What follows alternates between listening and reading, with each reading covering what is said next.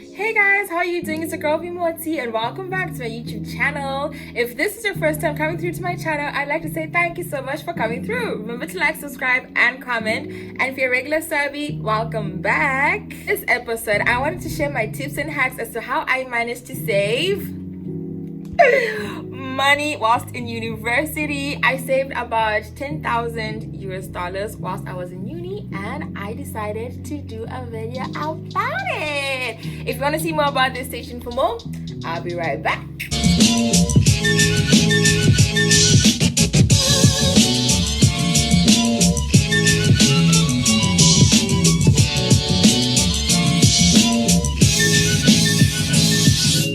Subscribe. Money is your friend. Money is not an enemy. Money solves many problems. Money can also disappear really quickly. And if you want to learn how I managed to raise and save that amount of money whilst I was still in university, this video is just for you. So the first thing that I did to save and raise is, so I'm going to break this down into how to save, or how I saved, and then how I raised. I'm going to start off with how I raised. And the first thing that I would encourage you to do is literally Google how to make money online at home. Honestly, I thought it was a joke. I watched this video from this other lady and she was talking about how to make money online and sites that can help you to easily make money online. And I was like, is this really legit? Is this really real and stuff? So I came across this lady who was talking about how you can make money off doing voiceovers online, and how you can also make money via those audiobooks. They need someone to read them out. So there's this website called ACX. I will link it. This is not a sponsored video. I'm just sharing information with you. So ACX, it's a platform where you can actually do voiceovers and read audiobooks and make money up to $1,000 from reading books, children books, documentary books, National Geography books. I mean, all sorts of books, novels, science book. I mean, any type of book you can think of. So it's literally a matter where you decide what book you're interested in and you audition. So the thing is, you need to buy like a mic and like an equipment and proper speakers that can help you become professional in terms of reading audiobooks and in terms of doing voiceovers, because you can't really be in a room where there's echo, or like, I mean, there's certain environments that are not conducive for voiceovers and stuff. And honestly, if you can read English, okay, and you can fluently read and it can be any other language, because there's also books in different languages, not just English. But for me, it was English because I am fluent in English, right? So I can read English and I'm fluent in English, and thanks be to the times where I had to do service in church and I had to read things and I had to do like videos and voiceovers for things. It gave me the confidence and the boost that I needed. So ACX, check it out. I'll link it down below, but literally you can Google ACX and it'll come up, and basically, let me read it. You read books, make up to $1,000 per book. You obviously have to have a good mic, you have to audition, you have to work in a place where there's no echoes. It's hard work though. That's another thing that I wrote down. It's really, guys, reading English fluently is hard, but with the grace of God and with practice, you can get through it. So if I could did it, you can did it too. You know what I'm saying? So yeah, that is one way that I made quite a bit of money online via PayPal. They pay you after you audition, and yeah, just okay, it's not a get rich quick scheme, because yeah, it takes you a long time to read through, and they pay you per hour that you read. So the more you read and the more fluently you read within an hour, they pay you more money. So yeah, guys, it's just a matter of figuring out how to get it done, and you get it done. So yeah, the next thing that I did was, there's a platform called Upwork. So literally, you make an account with Upwork, and then you tell people what you're good at. So it's also a platform where you can proofread things for people, do grammar checks for people, spelling checks for people. There's a variety of things that you can actually do with Upwork, because people upload a lot of things and they want it checked before maybe they submit it and stuff. And that is also a platform you can use to make not quick, because you actually have to do a lot of work, but you can make money off that. And then there's also platforms where you're gonna actually do assignments for people. And okay, just 1 minute.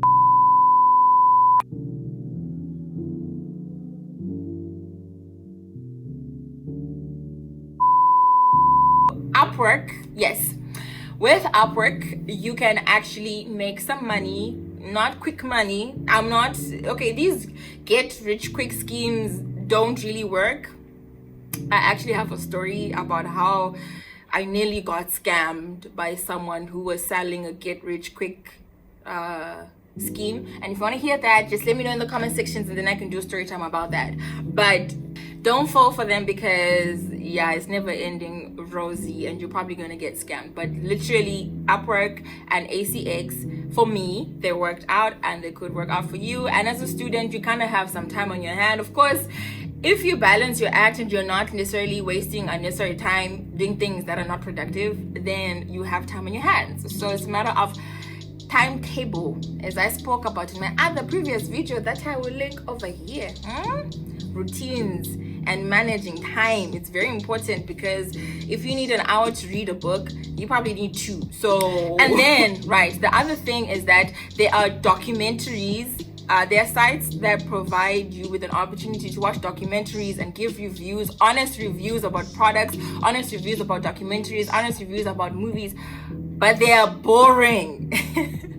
They are boring. But I mean, you need to watch and then give a review, and then they pay you like $50 to $100 for every documentary that you watch or every movie that you watch. I will also link them in the description box that you can just check them out.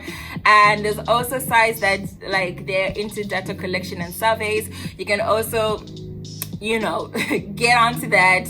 Check out the website, what data they're looking for, what information they're looking for, and then you fill it in, and then they pay you $50 to $100 for that. But there's too many sites that are doing that. So some of them are actually scams and they're just looking for information, and then some of them are actually legit. I had to learn the hard way. But normally, in my experience, I don't know about every other experience, but in my experience, you don't pay to take a survey. I mean, you want the information, so why am I paying you to get my information, you get? But they pay you for your information. So it can be shopping information, it can be braiding. I mean, people look for weird information, but I mean, I would consider it weird, because why would you want to know about my extensions and my braids? But someone else needs that for advertising purposes and for making money through that platform and through that information. So it can seem a bit weird, but expression braid, what about it? But someone needs that information to make money. So you give them the information that you want, you do the survey, they ask you about 50 questions. It's tedious though, because reading long sentences, answering them, blah blah blah. But when that's done, they give you like $50 to your PayPal, which is kind of cool. So why not? There's also surveys, but just be careful, because not everything is legit. I will link the platforms that I used.